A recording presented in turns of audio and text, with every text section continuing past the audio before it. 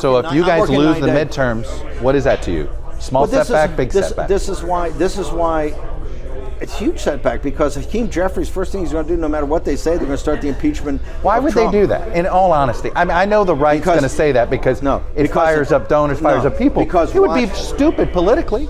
It's a dumb move. It's the Democratic Party. They can't help themselves. You're talking politically. They're not going to care. It would be a dumb move politically. They're not going to care. They're so rabid about anti-Trump, about never Trump. This is why it's so important. You're going to see Trump on the ballot in 28. President Trump is going to win in 28 and be the president in 29. I know everybody in town. Okay, Chuck. When I was talking, he's going to be 82. Let's forget the constitutional. Look at his energy. It's going to be 82. You were at 14, and you guys laughed at me. And I remember this. I'm not going to sit here and say that we didn't underrate your analysis. In Hanover, New Hampshire, I think it was in Hanover. Yeah. There was a Saturday. Dave Bossie put on the first cattle call and thing, and I'm there, and Cassie Hunt, I think, was at MSNBC at the time.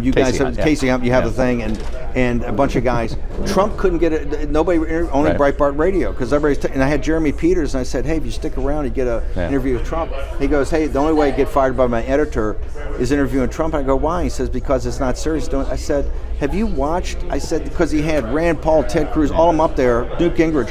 When he walked in, with not a politician at all, and had no notes, just starts talking.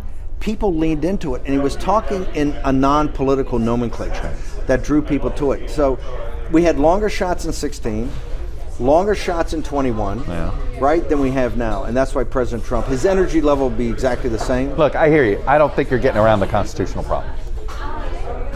You need to pass an amendment. Why don't you pass a constitutional amendment? I don't. I got many different alternatives than that. Well, give me an alternative. What is the alternative? I don't want to flip my cards over now. No offense, but if you're not telling me, it tells me you haven't figured it out yet. No. If I figured it out now and gave it to you guys, you would tear it up. I got many different alternatives. President Trump will be on the ballot. He'll be the president on the afternoon of 20 January 2029. You're still convinced of this? 100%. I'm working on this thing nonstop. And that's what you're working on? I'm 100% working on it because, look, you got General Washington and Lincoln. What are you going to not? You've got to back this guy's play. You just have to back his play. And you don't think there's anybody else that could pick up the ball? There's some great people out there, but for right now, let's focus. We got General Washington and Lincoln. Let's just focus on General Washington and Lincoln. Let me do that. And look, we got a tough slog ahead of us. The convergence, and I tell people, the 10 years that we've gone through, starting next Sunday, is just a preamble for what's ahead of us. So people talk to me at 26. I said, don't worry about 26 right now, and certainly don't worry about 28. This is going to be a great economy in 26. The way it's looking. Well, I would beg to get different. If we get this. The 24 election was a normal voter response to a crappy economy. I totally disagree with you there. There had that elements to it, but also as much cultural issues. And I think cultural issues didn't matter. And I think people said, hey, we kind of like Trump. We want Trump back, and I think Trump's delivering. So I think right now, the next couple of 100 days, this is one of the reasons I think they're going to Camp David tomorrow.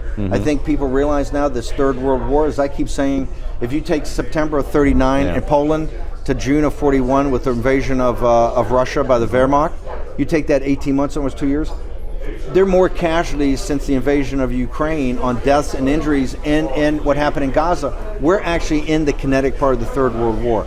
He needs backing to be able to get this thing settled because they're going to slug it out, and we're going to get inexorably going to get drawn into this. People, I don't think, understand the crisis that we're going through. It is interesting. Your wing of the political world really believes we're on the brink of a hot World War III. Oh, big time. And I think the rest of the world thinks that we're trying to prevent it. Well, no. I think that President Trump's trying to prevent it, but when I see the Ukrainians, look, you know this. They're fighting for their land, Steve. When they do an assault into Russia, it's a masturbatory fantasy for Curtis LeMay. He could never do. A guy that took down Germany and Japan. By the way, though, firebombed them. This is the lesson of Vietnam.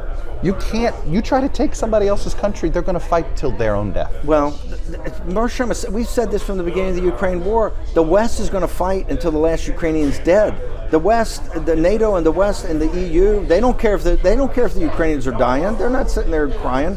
This is why it would have never happened on President Trump's watch. I don't buy this. I don't buy that at all. Oh, come on, man. Chuck, I don't buy that. Why do you are so convinced of that? You really think Putin respects Trump that much? If he did, respects and fear. There's a difference now. The difference is that they have, and this is why everything since the the May 7th, 8th, and 9th when they had the 80th commemoration in Moscow, and they're there for 3 days hanging out, announcing 35 deals. Lula in Brazil's there, right? The BRICS nations. They ever since then, Russia has not really been at the table, right, and been much more offensive in their ground game. China's been much more aggressive in not exercises but rehearsals for Taiwan. They've actually, you can't believe it, they actually didn't support anything they agreed to in the Geneva deal with Besant, including magnets and ball bearings related to rare earths. That's what we're getting back into on Monday in London. So no, I think, I don't know why, particularly the Democratic Party is not awakened to the fact that the Eurasian landmass is on fire right now.